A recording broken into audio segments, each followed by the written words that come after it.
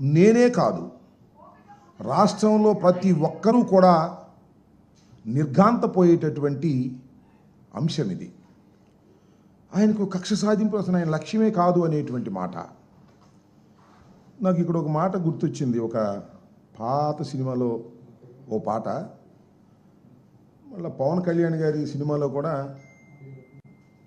ఖుషి అని కూడా దానిలో పెట్టినట్టున్నారు.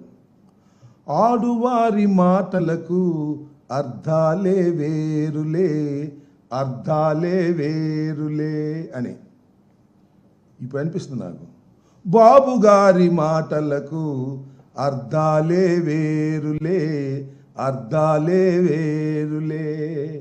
అవునంటే కాదనిలే, కాదంటే అవుననిలే. చక్కగా సూట్ అయిపోద్ది దీనికి. చంద్రబాబు నాయుడు గారికి కక్ష లేదు అంటే కక్ష ఉంది అని అర్థం.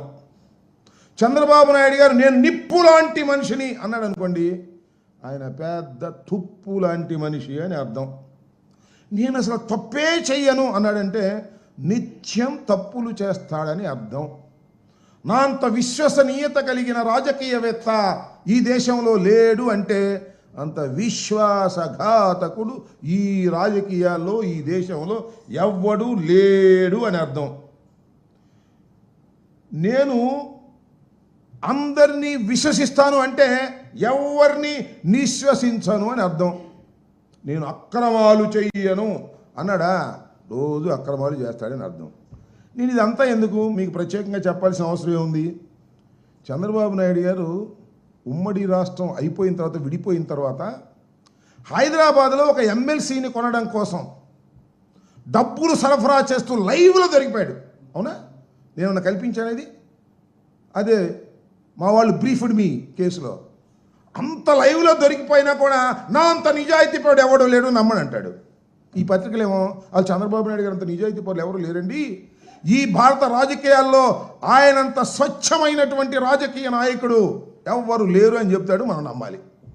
అంత పెద్దగా లైవ్లో దొరికిపోయినా కూడా మహానుభావుడు భలే మేనేజ్ చేసుకుంటాడులే. చక్కగా వ్యవస్థలన్నిటినీ మేనేజ్ చేసుకుని తప్పుకుని బయటికి రాగలిగినటువంటి, ఎన్ని ఘోరాల నుంచి అయినా తప్పుకుని రాగలిగినటువంటి గొప్ప వ్యక్తి చంద్రబాబు నాయుడు గారు. నేను మీ అందరికీ గుర్తు చేస్తా, చంద్రబాబు నాయుడు గారు ఎన్నికలకు ముందు మా మీద ఎన్ని అపవాదులు వేశాడండి. 14 లక్షల కోట్ల రూపాయలు అప్పు చేసింది రాష్ట్ర ప్రభుత్వం.